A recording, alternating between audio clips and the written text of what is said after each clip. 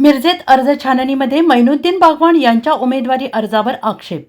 महापालिका निवडणुकीच्या अर्ज छाननीमध्ये प्रभाग 4 आणि 6 मधील 2 उमेदवारांच्या अर्जावर निकाल राखून ठेवण्यात आला आहे।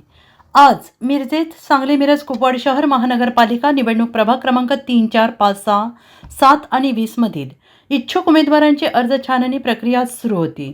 यावेळी प्रभाग क्रमांक 4च्या ओबीसी प्रवर्गातील राष्ट्रवादी अजित पवार पक्षाच्या सिद्धी सचिन पिसे यांच्या उमेदवारी अर्जाला जोडलेल्या जात प्रमाणपत्रावर अपर्णा बंडू शेट्टे यांनी आक्षेप घेतलाय।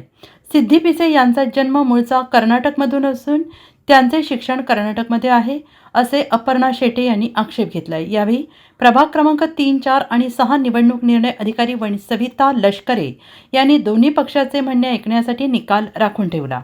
प्रभाग क्रमांक 6 मध्ये राष्ट्रवादी अजित पवार पक्षाचे मैनुद्दीन बागवान यांच्या उमेदवारी अर्जावर उमेदवार तन्वीर बागवान आणि भाजप उमेदवार अल्लाबक्ष गडेकरी यांनी हरकत घेतली। महापालिका थकीत रक्कम असल्याने मैनुद्दीन बागवान यांचा उमेदवारी अर्ज रद्द करण्याची मागणी अल्लाबक्ष गडेकरी यांनी निवडणूक निर्णय अधिकारी यांच्याकडे केली आहे।